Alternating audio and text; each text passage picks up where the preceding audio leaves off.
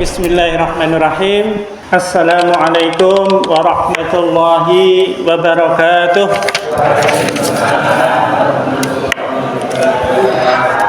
Alhamdulillah wassalatu wassalamu ala Rasulillah wa ala alihi wa sahbihi wa mawalah. La haula wa la quwata illa billah. Rabbis shrahli sadri wa yassir li amri wahlul 'uqdatam min lisani yafqahu qawli. Amma ba'du. Bapak Ibu yang insyaallah dirahmati oleh Allah Subhanahu wa taala, alhamdulillah pada malam hari ini kita bisa bertemu ya, berkumpul. Insyaallah kita memanfaatkan waktu dugi Isya ya untuk thalabul ilmi, ngoten nggih. Isya jam pinten niki, Pak? Nek mboten pintu jam 6:40 nek mboten pintu nggih. Nggih. Mungkin dielikne mawon ngoten nggih, nek pun dekat. Baik Bapak Ibu sekalian, insyaallah pada kesempatan malam hari ini tema kita adalah pentingnya ngaji nggih. Jadi ngaji niku penting nggih. Nah niku nggih. Oleh karena itu Bapak Ibu sekalian, yang pertama saya ingin mengajak nggih kepada panjenengan semua untuk meluruskan niat nggih, ikhlas karena Allah nggih, semata-mata ya kita thalabul ilmi nggih, thalabul ilmi. Baik, yang pertama terkait dengan ngaji. Nek basa Jawa ini kan pengawasan nggih. Nggih, pengawasan nggih. Nah, cuman yang pertama kula badhe menyampaikan napa sih sing dimaksud dengan ngaji ngoten nggih. Jadi tentu nggih, ngaji niku kan tidak hanya sekedar panjenengan belajar maca Quran, ngoten nggih. Nah, tetapi kewajiban kita kepada Al-Qur'an nggih, yang insya Allah kita sudah paham nggih, Al-Qur'an itu adalah kitab suci bagi umat Islam. Beres nggih? Kitab suci bagi umat Islam. Maka nek didefinisikan Al-Qur'an itu adalah kitab suci yang diturunkan oleh Allah Subhanahu wa taala kepada baginda Nabi Muhammad sallallahu alaihi wasallam. Kan ngoten nggih? Kan kata paling tidak mboten hanya Al-Qur'an tok sing diturunkan oleh Allah, ngoten nggih. Misalkan ada yang kepada Nabi Isa, namanya apa Pak? Injil nggih. Ada kepada Nabi Musa, namanya Taurat, ngoten nggih. Tetapi yang khusus diturunkan kepada baginda Rasulullah Muhammad sallallahu alaihi wasallam, beliau adalah rasul yang terakhir gitu nggih. Itu adalah Al-Qur'an, ngoten nggih.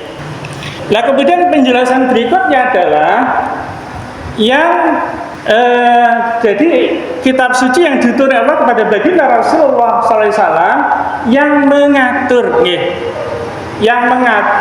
urusan manusia kalih al-khaliq nggih, kalih Allah Subhanahu wa taala nggih, zat yang menciptakan kita semua. Ngoten nggih. Ini apa yang kita sebut dengan apa, Pak? Hablum minallah. Atau hubungan vertikal antara kita dengan Allah Subhanahu wa taala nggih. Misalkan barusan niki wau kan awake dhewe nembe menyelesaikan salat wajib maghrib berjamaah nggih. Niku adalah bagian dari hablum minallah, hubungan kita dengan Allah Subhanahu wa taala. Ngoten nggih. Tapi ternyata Islam niku mboten niku mawon nggih. Ternyata juga ada Al-Qur'an itu mengatur urusan menungso nggih, manusia dengan dirinya sendiri, atau kita sebut dengan hablum minan nafsi. Ngoten nggih. Contoh misalkan awake dhewe niku nek dahar kan nggih wonten aturan nggih. Enten daharan ingkang boleh kita makan dan enten yang tidak boleh. Niku menunjukkan bahwa Al-Qur'an itu juga mengatur urusan menungso kali dheweke dhewe. Nggih. Nah, kemudian yang ketiga itu hablum minan nas, ya, hubungan manusia dengan sesamanya. Ngoten nggih. Misalkan urusan pendidikan dan lain sebagainya, ngoten nggih. Lah oleh karena itu Bapak Ibu sekalian, sebenarnya kewajiban kita kepada Al-Qur'an yang itu kitab suci kita yang harus kita pedomi niku nggih. Niku paling tidak wonten gangsal Bapak Ibu sekalian nggih. Kewajibane awake dhewe kepada Al-Qur'an niku. Sing pertama napa? Sing pertama adalah mengimani nggih.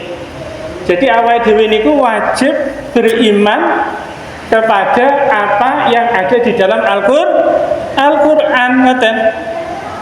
Niki kan juga bagian dari arkanul iman atau rukun iman nggih.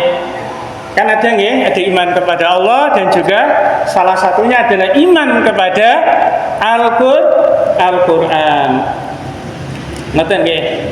Niku kewajiban kita yang pertama. Kemudian yang kedua, kewajiban kita kepada Al-Qur'an itu adalah ngaos Pak, nggih, membaca nggih, sekaligus menghafalkan nggih, membaca dan menghafalkan. Misalkan nek mboten saged 30 juz nggih, juz 30, ngoten nggih. Tapi nek mboten saged kabeh juz 30, nggih surat-surat pendek mawon lah yang ada di juz 30 ngoten. Karena faktanya ketika panjenengan sholat niku kan ada bacaan surat pendek to nggih.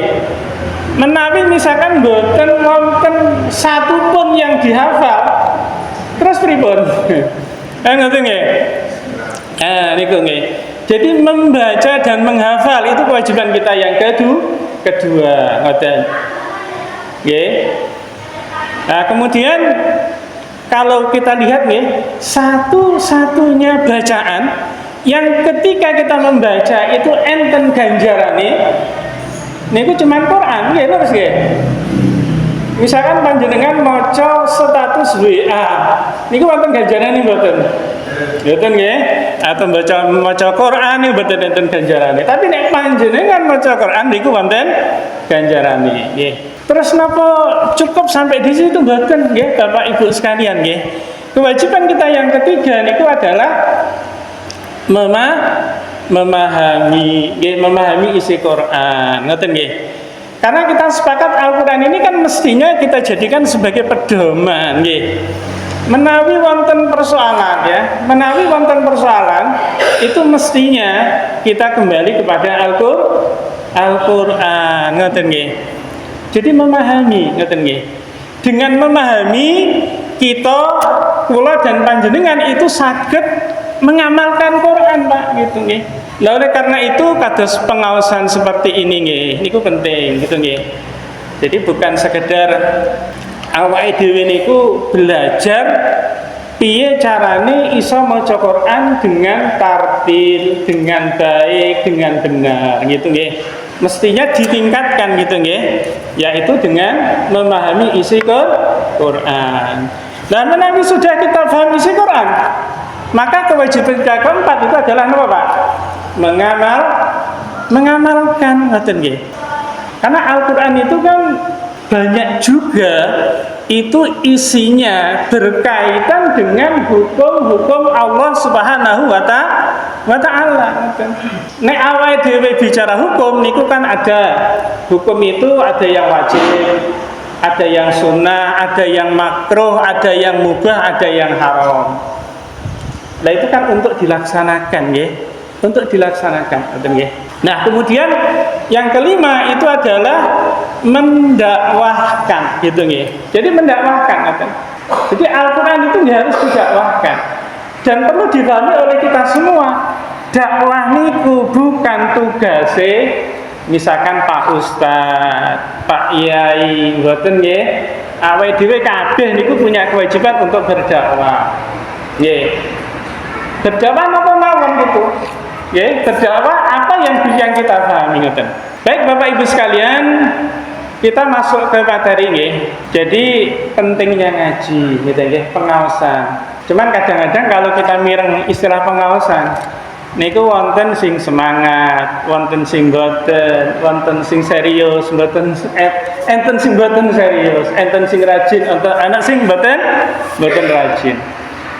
Lah ngoten niku biasane amarga dereng ngertos pentingnya ngaji niku napa? Bilih ngaji niku penting, ngoten nggih. Nah, maka biar kita serius ya, kita rajin, maka paling tidak alasan kita ngaji niku wonten gangsal nggih Bapak Ibu sekalian, yang insya Allah nanti dari 5 niku wonten dalile nggih, wonten hadise, wonten ayate ngoten nggih. Jadi yang pertama adalah ngaji niku adalah kewajiban agama, kan ngoten nggih. Maksudnya kewajiban agama itu adalah sesuatu yang memang Allah perintahkan kepada kita umat Islam. Amargi definisi wajib niku kan nek dilaksanakan itu mendapatkan pahala, tetapi kalau mboten dilaksanakan itu dosa. Gitu nggih. Kados misalkan nek tiyang mboten salat niku kan dosa toh. Nek misalkan sampun balik ngoten nggih. Yang kedua, ngaji itu penting alasannya karena dengan ngaji kula dan panjenengan itu diberitahu jalan ke surga ngoten nggih. Jadi kinten-kinten kalau misalkan kalau tanya kepada panjenengan semua nggih, nanti ketika kita sudah dipanggil oleh Allah, kira-kira tempat kembali kita itu teng pundi yang kita pilih? Pasti panjenengan milih surga. Leres apa leres Bapak? Bapak Ibu leres nggih? Nah, cuman kadang-kadang nih Bapak Ibu sekalian, kadang-kadang ada orang yang pengennya masuk surga, tetapi perilaku kesehariannya niku mboten mencerminkan calon penghuni surga, ngoten nggih. Nek ngoten niku kan berarti mboten nyambung, kan ngoten nggih? Ya, Joko Sembung naik ojek, mboten nyambung Jek. Ngoten nggih, mboten nyambung ngoten nggih. Mestinya kalau kita menginginkan surga, ya, maka perilaku kita di dunia ini harus mencerminkan calon penghuni surga. Nah, kemudian yang ketiga itu, ya, kalau kita saya dan panjenengan itu mau menuntut ilmu, insya Allah itu akan diberi pahala oleh Allah Subhanahu Wa Taala. Kemudian yang keempat akan dihapuskan dosa. Dan yang kelima, orang berilmu itu akan diangkat derajatnya oleh Allah Subhanahu Wa Taala. Itu nggih. Baik Bapak Ibu sekalian, kita akan mencoba merinci satu-satu nggih. Nggih. Dasarnya napa? Bahwa menuntut ilmu itu adalah kewajiban agama. Dasarnya adalah hadis Rasulullah yang diriwayatkan oleh Imam Ibnu Majah, bahwasanya baginda Rasulullah SAW bersabda, "Thalabul ilmi faridatun ala kulli muslimin." Ya. Oke. Jadi menuntut ilmu itu adalah wajib atas setiap muslim. Jadi kalau di sini disebut muslimin, itu termasuk diantaranya adalah muslimatin. Jadi perempuan-perempuan yang beriman, ngoten nggih. Nah, yang dimaksud di dalam hadis ini itu adalah ilmu agama, Bapak Ibu sekalian gitu. Jadi mempelajari ilmu agama itu hukumnya adalah fardu ain. Tetapi kalau mempelajari ilmu-ilmu misalkan pertanian, ya, teknologi, niku fardu kifayah mawon, nggih. Jadi tidak harus panjenengan semua itu belajar misalkan ilmu pertanian, boten, nggih. Itu hukumnya fardu kifayah. Tapi kalau ilmu agama itu fardu ain gitu. Misalkan ada di antara panjenengan yang boten ngerti ilmu salat. Kira-kira sakit nggak salat secara sempurna, secara benar? Sakit boten? Boten toh.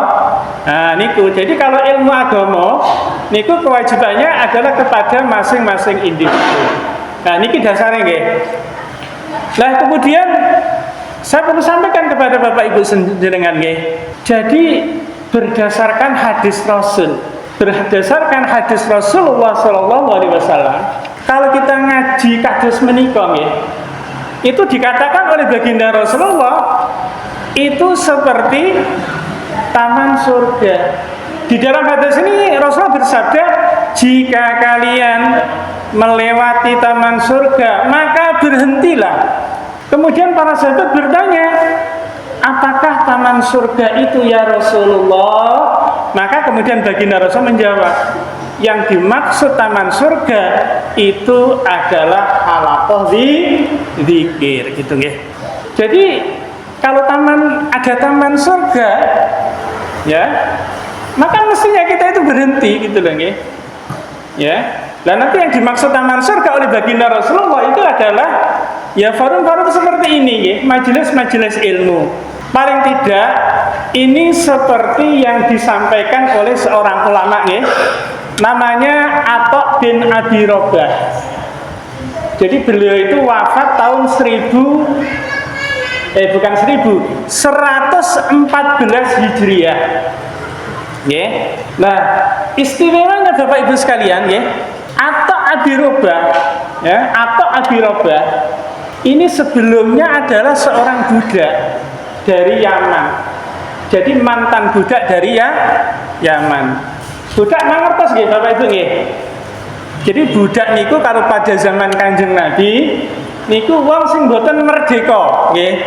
Jadi budak niku diperjualbelikan ngoten nggih. Dan dia tidak merdeka, dia harus mengikuti tuannya ngoten. Nggih. Lah Atha bin Abi Rabah niku adalah generasi tabi'in. Jadi tabi'in itu adalah orang yang ketemu dengan sahabat. Kalau sahabat adalah orang yang ketemu dengan Rasul. Kalau tabi'in adalah orang yang ketemu dengan tabi'in. Nah, Atha bin Abi Rabah ini adalah generasi tabi'in. Nah, beliau itu sering ikut kajian-kajiannya atau halaqah-halaqahnya Ibnu Abbas. Ibnu Abbas kan sahabat Rasul ya.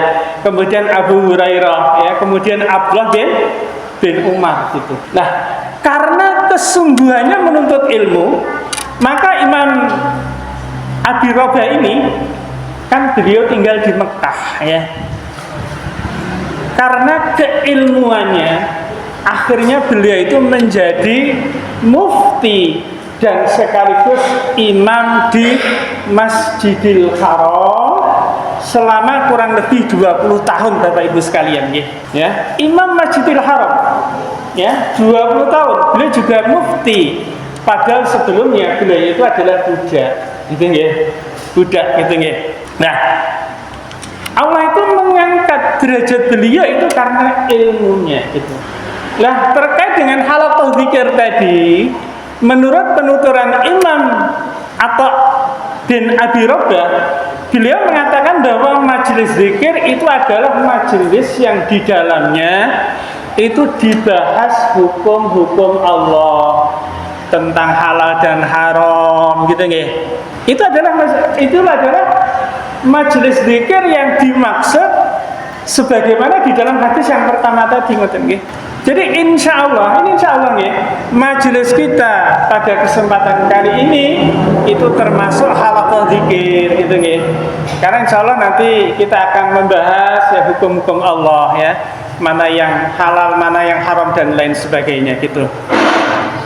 Bapak Ibu sekalian, kemudian keistimewaan majelis zikir itu yang lain adalah bahwa forum kita seperti ini itu dikelilingi oleh malaikat Allah yang senantiasa akan mendoakan kita, yang senantiasa akan memintakan ampun kita kepada Allah Subhanahu wa taala gitu. Coba panjenengan bayangkan, kalau yang memintakan ampun itu adalah para malaikat, kira-kira makbul apa mboten donga di malaikat? Makbul nggih, gitu lho nggih. Jadi forum seperti ini nggih, ini dikelilingi oleh malaikat nggih, dan malaikat mendoakan kita dan memohonkan ampun kepada Allah Subhanahu wa taala gitu nggih. Nah, niku yang pertama nggih. Jadi ngaji niku kenapa kita harus serius ngaji? Gitu nggih. Kemudian sregep, itu yang pertama tadi niku nggih. Yang pertama adalah karena menuntut ilmu itu adalah kewajiban agama kita. Terus yang kedua, kalau kita niku ngaji, maka kita itu akan ditunjukkan jalan untuk menuju ke surga. Ngoten nggih. Ini contoh mawon nggih, ilustrasi. Kira-kira nek panjenengan itu pengen ning Jakarta, tetapi gak ngerti Jakarta itu ndi toh gitu ya. Kira-kira nyampe napa mboten? Mboten nggih. Jakarta ini gak ngerti numpak apa kan ngoten nggih. Nah, sebagaimana kalau kita pengen yang surga gitu, nek kita itu ngerti dalamnya, ya, insya Allah nanti kita akan sampai ke surga. Nah, paling tidak niki Pak, ya. Jadi menuntut ilmu niku sama dengan berjalan menuju surga. Ya. Niki ada sebuah hadis yang diriwayatkan oleh Imam Muslim, hadis nomor 7028. Hadisnya bunyinya ngeten nggih. Man salaka tariqan yaltamisu fihi ilman sahhalallahu lahu bihi tariqan ilal jannah. Barang siapa yang menempuh suatu jalan dalam rangka menuntut ilmu, maka Allah akan memudahkan baginya itu jalan menuju surga. Sedikit kalau ingin cerita generasi salafus saleh gitu. Beliau namanya adalah Salamah bin Kuhail. Salamah bin Kuhail. Okay. Beliau ini saking Kufah. Kufah niku pundi? Kufah niku Irak sak menika. Irak nggih. Nah, piyambake niku begitu lewat sebuah majelis kemudian mendengar hadis Rasulullah niku tersentak ngoten nggih. Kenapa? Karena Salamah bin Kuhail ini mulai dari umur kecil sampai usia 40 tahun niku sibuk nggih, sibuk bisnis, sibuk aktivitas-aktivitas yang lain, kecuali menuntut ilmu agama. Jadi nggih. Nah, begitu dengar hadis niku, akhirnya beliau tersadar gitu nggih. Meskipun usianya sudah 40 tahun. Akhirnya piyambake ikut majelis ilmu meskipun usianya sampun mboten enem melih. Usia 40 tahun nggih. Ya usia 40 tahun itu ya kira-kira yang masih di bawah kula nggih. Kula sampai kepala 5 gitu nggih. Jadi mulai belajar agama itu ternyata baru usia 40 tahun gitu. Tetapi karena kesungguhannya nggih, keseriusannya gitu nggih. Akhirnya piyambak itu menjadi ulama besar, perawi hadis yang namanya itu ada di dalam kitab Sahih Bukhari, juga di Sahih Muslim. Jadi piyambake mulai belajar agama usia 40 tahun karena kesungguhannya akhirnya menjadi perawi yang thiqah, perawi yang terpercaya. Namanya ada di kitab Sahih Bukhari, namanya ada di kitab Sahih Muslim. Subhanallah ya. Usia 40 tahun mulai belajar gitu ya.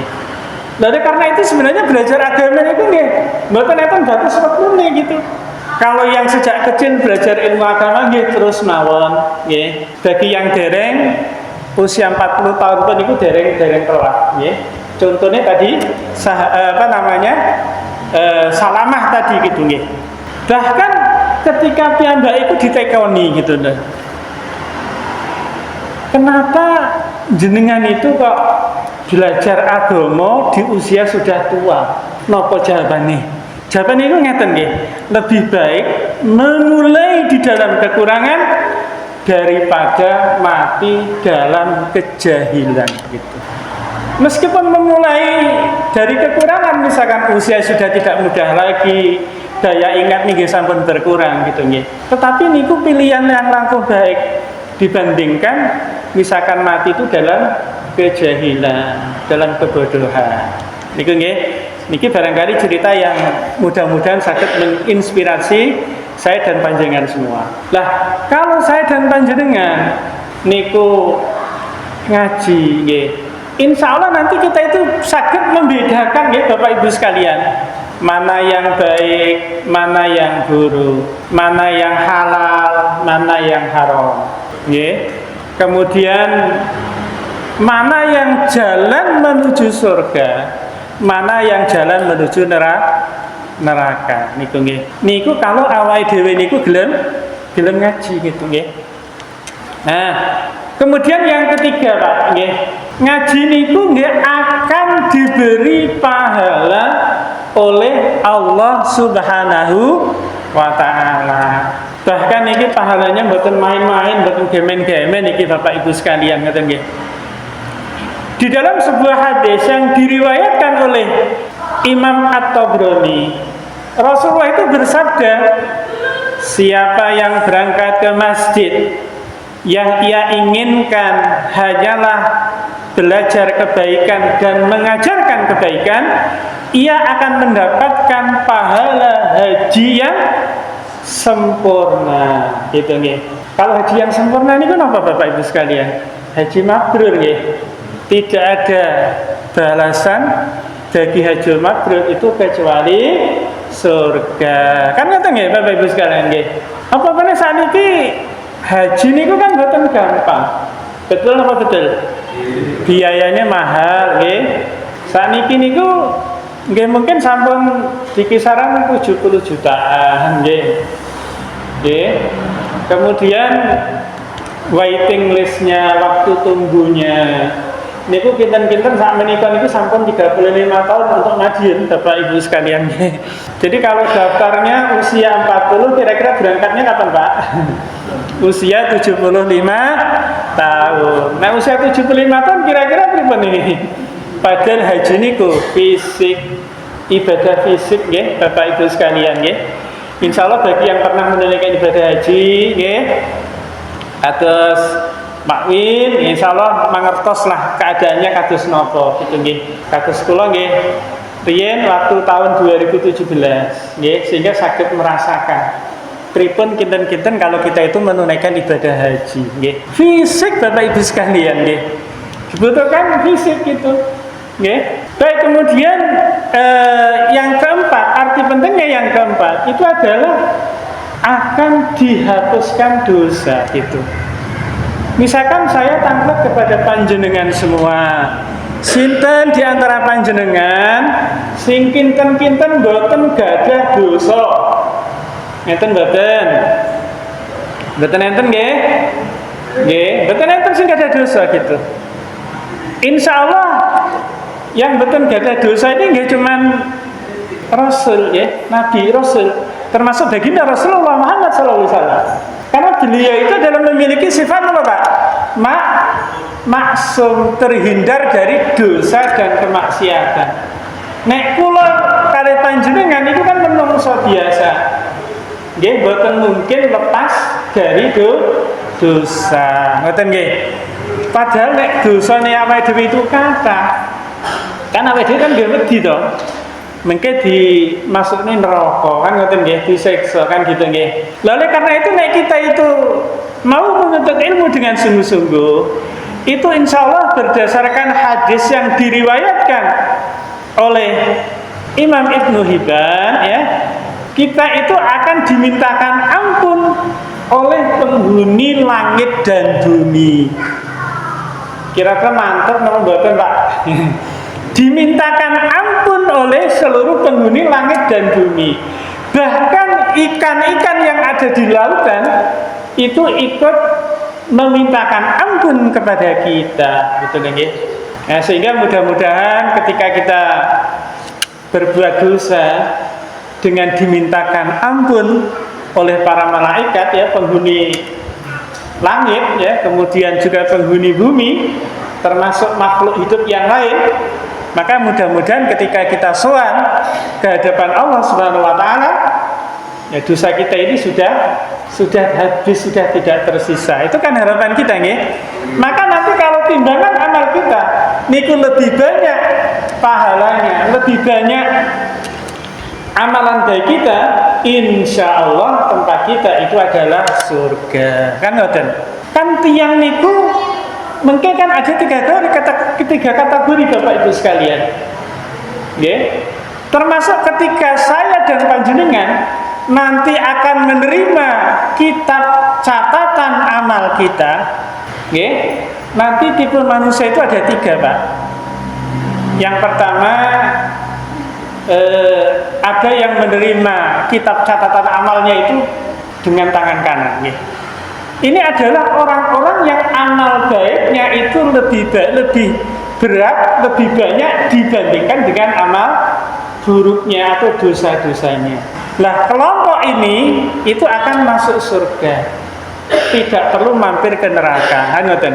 Kemudian kelompok yang kedua itu adalah orang yang timbangan amal buruknya itu lebih berat atau dosanya lebih banyak dibandingkan dengan pahalanya. Maka orang seperti ini akan dimasukkan ke neraka. Baru kemudian ketika Allah berkehendak nanti akan dimasukkan ke surga. Tapi ngeten nggih Bapak Ibu sekalian, ampun wonten yang ada di pikiran kita, di benak kita, wis ra apa-apa lah, mlebu neraka dulu ya ra apa-apa gitu nggih. Nggih. Saya ingin ngasih gambaran kepada panjenengan. Tentu ini berdasarkan nas-nas yang ada. Satu hari nggih Bapak Ibu sekalian di akhirat itu kalau dibandingkan dengan di dunia itu kadarnya kurang lebih 50.000 tahun Bapak. Sak donya ning akhirat itu padha karo 50.000 tahun ning donya, ngoten nggih. Makanya sebenarnya nek diasumsikan umure awake dhewe ini cuma 1 tahun, maka kita itu hidup di dunia itu sebenarnya cuma 2 menit 1 detik. 2 menit 1 detik niku lami napa cuma sekedar. Cuma sekedar Pak gitu loh nggih. Nggih. Lah, kalau misalkan awake dhewe niku misalkan yang neraka meskipun cuma seminggu, coba jenengan hitung. Meskipun seminggu itu ya lama gitu. Karena bandingannya tadi nggih 1 hari di akhirat itu sama dengan 50.000 tahun. Terus saya ingin ngasih kepada panjenengan nggih. Seksa sing paling ringan di akhirat itu adalah ketika awake dhewe telapak kakinya itu dikai krikil saka neraka. Otak kita itu mendidih, Pak. Mendidih. Kira-kira lorone iso dibayangke mawon mboten? Mboten saged nggih. Nah niku kinten-kinten nggih. Niki insyaallah waktunya sampun mepet, kita tuntaskan sedikit mawon nggih. Yang kelima, kalau orang menuntut ilmu secara sungguh-sungguh, insya Allah akan diangkat derajatnya oleh Allah Subhanahu wa Ta'ala.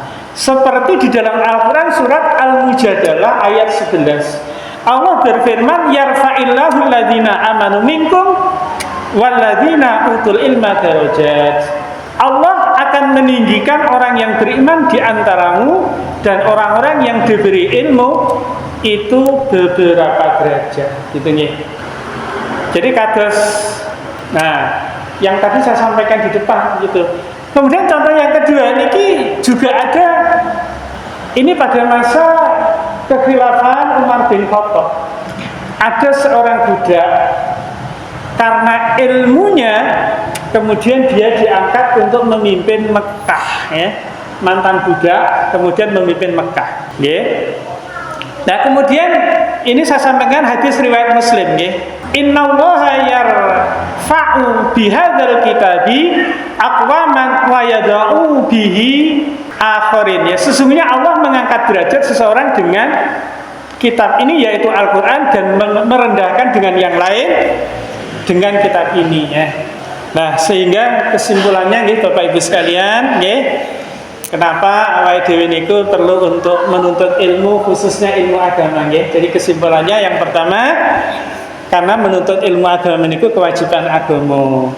Yang kedua, dengan menuntut ilmu lah insya Allah kita diberi jalan oleh Allah untuk menuju ke surga. Yang ketiga, dengan menuntut ilmu itulah kita akan diberikan pahala dan bahkan seperti pahalanya orang yang naik haji. Kemudian yang keempat, itu akan diampuni dosa-dosa kita, dan yang terakhir adalah derajat kita akan diangkat karena ilmu gitu nggih. Insyaallah niku mawon yang bisa Al Fakir sampaikan.